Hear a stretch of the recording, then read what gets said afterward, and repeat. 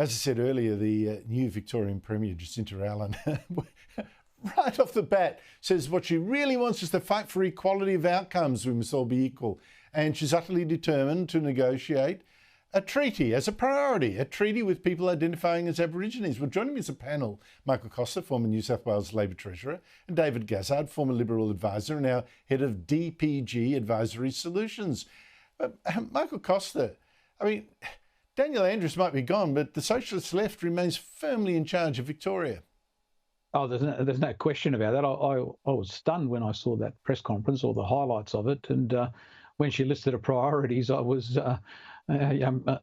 bewildered that somebody's taking a job on in a state that has massive spending problems. You know what's happened down here. You've got a premier that had a sort of compulsive spending disorder. He got the public credit card and he ran up all this debt, and he's handed it over to the next person with compulsive spending disorder, and off they go. I mean, no mention of the debt in the press conference.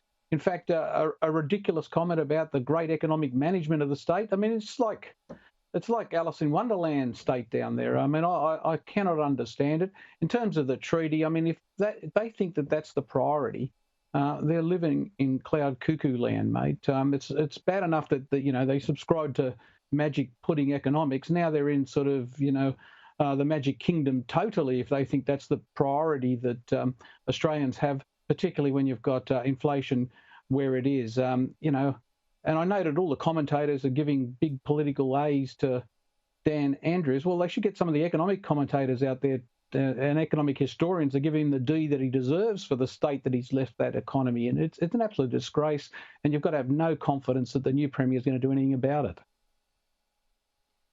It's weird, isn't it? David, you would have prepped a lot of politicians and business leaders about how to deal with, maybe a first introductory press conference, that kind of thing. You'd think you have your lines pretty off pat. I would assume that she actually genuinely means this, and she said it because she thought the voters would say, right on. Well, it comes down ultimately, Andrew, and you're quite right, it comes down to priorities. And I would have thought that it's fairly obvious what the priorities are. Blind Freddie can see that. We've got a cost of living crisis. The state is veering deeper and deeper into debt. There's a number of things that constituents will be telling her, and she comes out, instead of kind of recalibrating and resetting the economic agenda, she comes out with a list of social issues. So it's not going to take long for her to get reprioritised because the voters will have a say, and the first poll will come out on and it'll probably be a very poor reflection on that press conference and the direction she's setting for the state. You've got a lot more confidence than me. I think you make a good point there, how long it'll be before reality sets in, because, Michael, you've already referred to it, the debt. I mean, even if you just take the budget, what the government says the debt's going to be, they reckon 171 billion by 2027. We've got analysts, ratings analysts who say, no, actually it could be north of 220 billion or whatever. I mean, much, much more. But even if you take the government's word, that debt by then will be bigger than New South Wales, Queensland and Tasmania's debt combined. Now, with a debt that big, Michael, how long before Victoria becomes a problem, not just for Victorians, but for the whole country? Well, it will be a problem for the whole country, largely because it will be a laggard in terms of economic growth.